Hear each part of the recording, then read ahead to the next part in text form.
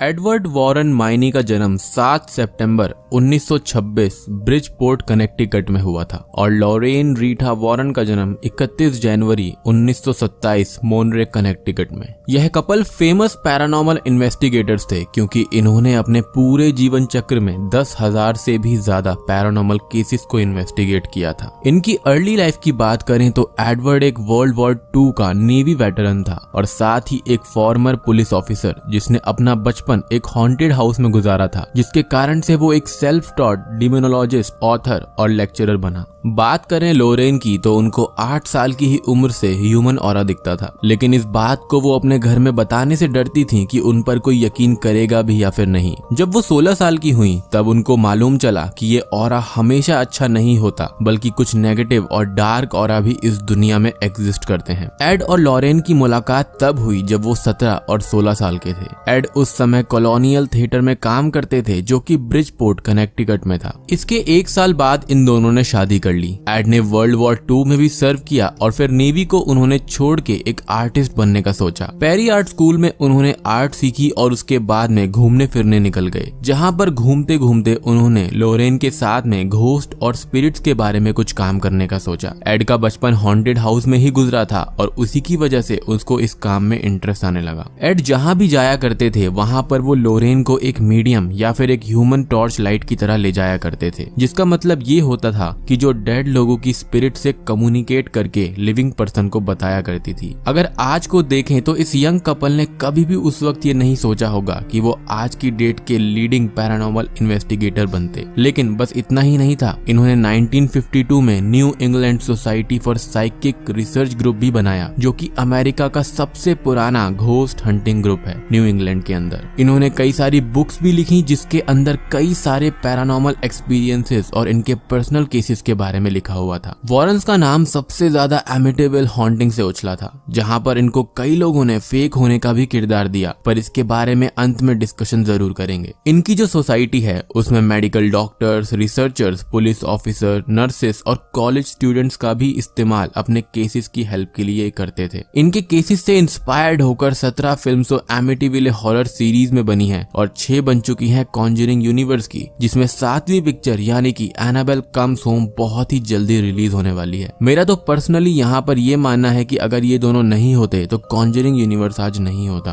Warren's ने खुद का एक प्राइवेट अकल्ट म्यूजियम भी ओपन किया, जहाँ पर इनके 10,000 से ज्यादा केसेस से कुछ ना कुछ चीज वहाँ पर रखी हुई है। और लोरेन का खुद ये कहना था कि इस अकल्ट म्यूजियम में जाने से वो खुद डरती हैं और दुनिया की सबसे ज्यादा डरावनी जगह कोई है तो यही है। यहाँ पर रोज एक प्रीस्ट आते हैं जो पूरे म्यूजियम में चक्कर लगाकर उसको पवित्र करते हैं ताकि बुरी शक्तियों का प्रभाव कम रहे। लेकिन इन सभी में से एक सबसे ज्यादा जो लोरेन को डराती है वो है एनाबेल डॉल। एक इंटरव्यू के दौरान अपने अकल्ट म्यूजियम को दिखाते हुए लोरेन ने ये एक बात कही थी कि इस डॉल की तरफ देखना भी नहीं चाहती और सबसे ज्यादा नफरत वो इस डॉल से करती है। इसकी तरफ बिना देखे ही बात की जाए तो अच्छा है, क्योंकि इस डॉल को देखने या छूने से भी लोगों के साथ बहुत गलत घटनाएं घटी हैं। Is the worst thing in here is that doll. I'm not gonna stare at it though. So you can take the picture, but I'm not gonna stare at it because that has done bad harm on a lot of people. You have to conjure the spirits in order to get them. You know, you're not going to get them by just walking around here. And that's the one that's sort of depicted a little bit in this movie, correct? Yes, it is. Yeah. That's the Annabelle doll. लोरेन का ये कहना था कि एक बार ऐसा हुआ कि एक इंसान ने इस डॉल के केस को छूकर कुछ कह दिया था, तो उसका परिणाम ये निकला कि शाम को ही एक बाइक एक्सीडेंट में उसकी मौत हो गई। हालांकि ये एक कोइंसिडेंस भी हो सकता है, पर लोरेन का ऐसा मानना नहीं था। अब हम वॉरेन्स के कुछ फेमस केसेस को भी जानेंगे, लेकिन उससे पहले मैं आपको बताना चाहूंगा कि अब ये दोनों ही हमारे बीच नहीं है। एड की मृत्यु 23 अगस्त 2006 में एक हार्ट अटैक के दौरान हो गई थी और उसके बाद से ही लोरेन ने भी इस काम से रिटायरमेंट ले ली थी, पर वो एक कंसल्टेंट के रूप में हमेशा अपने जूनियर्स के साथ रही। लोरेन वॉरेन की मृत्यु हाल ही में 18 अप्रैल 2019 में हुई है। इन दोनों की आत्मा की शांति के लिए मैं ऊपर वाले से दुआ करूंगा। May their souls rest in peace. चलिए अब कुछ फेमस केसेस के बारे में हम देख लेते हैं जो वॉरेन्स ने देखे या फिर सुलझाए थे। एनाबेल एक ऐसी डॉल है जो कि सबसे ज्यादा शापित वस्तुओं में से एक है।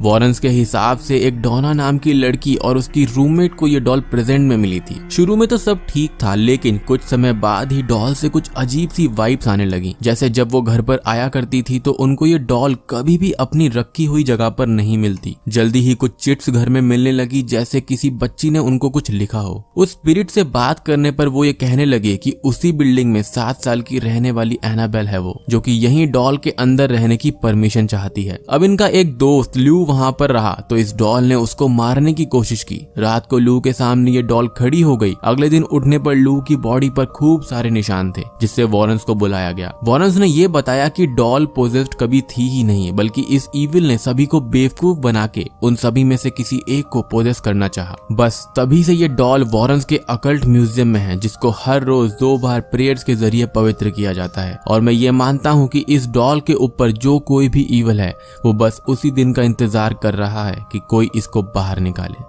1971 में वॉरेंस ने इन्वेस्टिगेट किया था हैरिसविल रोड आइलैंड के एक घर को, जहां पर पैरेंट फैमिली रहा करती थी। पैरेंट फैमिली का कहना था कि यहाँ पर कई सारी स्पिरिट्स उनको डराती हैं। इस केस को आज सारी दुनिया द कॉन्जरिंग 1 मूवी के नाम से भी जानती है। पैरेंट फैमिली को इस घर में अजीब सी आवाजें, मांस सड़ने की बदबू आती रहती थी। मोस्टली स्पिरिट्स इस घर में उनको डायरेक्टली कुछ भी नहीं करती थी, लेकिन एक ऐसी डार्क स्पिरिट थी जिसने बाकी सभी स्पिरिट्स को कंट्रोल कर रखा था, और उस विच स्पिरिट का नाम था बैथशेबा शर्मन, जिसने मरने से पहले इस जमीन पर कर्ज दिया था कि जो भी यहाँ पर आएगा उसकी मौत हो जाएगी। और ऐसा हुआ भी। पड़ोसियों ने खुद को मार लिया, कुछ लोगों ने लेक में डूबकर जान दे दी। पैरेंट फैमिली की 5 लड़कियों में से एक ने बताया कि घर में एक्चुअल में ऐसा हुआ करता था। ये एक रियल इंटरव्यू के तहत बात चल रही है। चलते चलते किसी को भी धक्का लग जाना, एक भयानक रूह का दिखना। हालांकि फिल्म से कुछ अलग चीजें हुई हैं कि वॉरेंस को वहां से बाहर निकाल दिया गया था और कुछ समय बाद हॉन्टिंग्स खुद ही रुक गई। लेटर ऑन बेटियों की मां की तबीयत खराब हो गई थी और हॉस्पिटल में उसको एडमिट करके कहीं और मूव करना पड़ा। फैमिली कहती है कि हॉन्टिंग रियल थी, लेकिन सच तो बस अब पैरेंट फैमिली, वॉरेंस या बैथशेबा ही जानती है।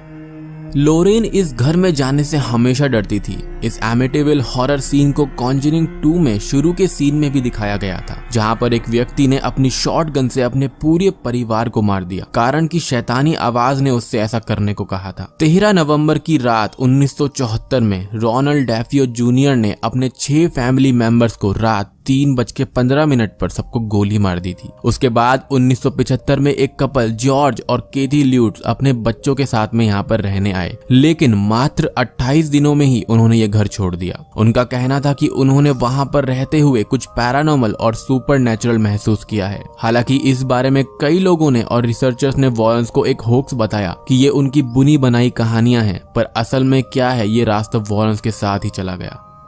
1977 में हुआ था एनफील्ड पोल्टरगाइस्ट, जो कि कॉन्जरिंग 2 में दिखाया गया। नॉर्थ लंदन में एक फैमिली को पोल्टरगाइस्ट एक्टिविटी ने काफी डराया। हालांकि लोग ये कहते हैं कि लॉरेंस का उतना इन्वॉल्वमेंट यहाँ पर नहीं था जितना मूवी में दिखाया गया था, पर लोरेन यहाँ पर सभी बातों का खंडन करते हुए ये कहती हैं कि उन्होंने इस केस में बहुत ज्यादा हेल्प की थी। आपको कॉन्जरिंग 2 का लास्ट का सीन याद होगा, जहाँ पर बिजली कड़क के वहां पर एक पेड़ के 2 टुकड़े हो गए थे। तो लोरेन का यहाँ पर ये कहना था कि असलियत में वहां पर कोई भी मौसम खराब नहीं था और उनकी आंखों के सामने ही पेड़ 2 हिस्सों में कट गया था। अब इस केस की तहकीकात को करने के लिए वॉरेन से पहले वहां पर कुछ पुलिस ऑफिसर्स आए थे, जिन्होंने अपनी रिपोर्ट में ये लिखा था कि घर के अंदर उन्होंने चेयर को लेविटेट होते हुए देखा है। और बात करें आस पड़ोस की तो कम से कम 30 लोगों ने ये सब देखा था कि घर में चीजें इधर से उधर अपने आप लेविटेट करती थी। घर की छोटी बच्ची भी खुद पे खुद लेविटेट हो रही थी।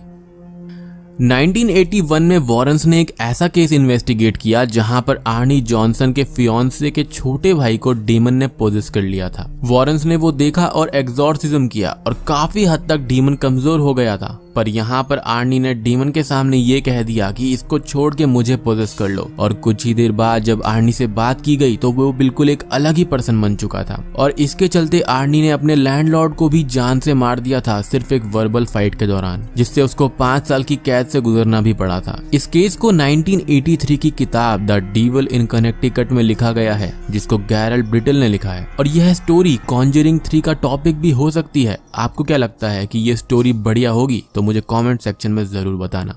पेंसिल्वेनिया में रहने वाले जैक और जैनेट स्मर्ल ने वॉरेन्स को रिपोर्ट किया था कि घर के अंदर कुछ डिस्टर्बिंग सुपरनैचुरल फिनोमेना है, बदबू आती है और डरावने विजन्स दिखते हैं। वॉरेन्स ने घर को चेक किया और बताया कि घर के अंदर 4 स्पिरिट्स और एक डीमन का वास है जिसने जैनेट और जैक दोनों को सेक्सुअली असॉल्ट किया था। स्मर्ल्स की कहानी 1986 में आए पेपर बैक में थी जिसका नाम था हॉन्टेड। 1991 में वॉरेन्स की आई बुक द वेयरवुल्फ में उन्होंने इस केस को लिखा है कि कैसे उन्होंने एक डीमन का एग्जॉर्सिज्म किया था जो कि खुद को वेयरवुल्फ बताता था।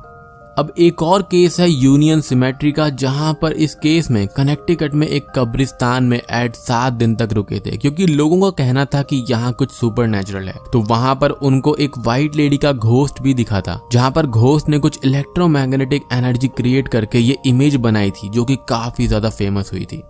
तो मैं उम्मीद करता हूं कि मेरी बताई गई इन्फॉर्मेशन आप सभी को पसंद आई होगी। अब इन बातों में कितनी सच्चाई है इसका पुष्टिकरण करना तो काफी मुश्किल है और ये सब ट्रस्ट करने वाली बातें हैं। हालांकि कई लोगों ने वॉरेन्स को होक्स और फेक बताया है। तो आप सभी को क्या लगता है कि क्या कोई इतना बड़ा झूठ बोल सकता है इतनी सारी हॉन्टिंग्स को लेकर? क्योंकि ये सब चीजें फॉरेन कंट्रीज में कुछ ज्यादा ही होती हैं। इंडिया में अगर ऐसा कुछ हो तो तुरंत ही वो वायरल हो जाता है। मुझे पर्सनली लगता है कि हाँ, स्पिरिट तो होती हैं और मैं वॉरेन्स की रेस्पेक्ट करता हूँ क्योंकि अगर शायद वो नहीं होते तो ना तो कॉन्जरिंग यूनिवर्स बनता और ना ही ऑकल्ट म्यूजियम होता। एड एंड लॉरेन के मरने के बाद अब ये सारा काम उनके सन इन लॉ ही करेंगे। ये वीडियो पसंद आई तो इसको ज्यादा से ज्यादा लाइक करना, अपने दोस्तों के साथ शेयर जरूर करें। कंटेंट अच्छा लगा तो घोस्ट सीरीज चैनल को सब्सक्राइब करना ना भूलें। बेल आइकन को दबाना बिल्कुल भी मत भूलना ताकि मेरी वीडियो की नोटिफिकेशन आप सभी तक सबसे पहले पहुंच जाएगी। तो मैं आप सबको मिलता हूं अगली वीडियो के साथ में।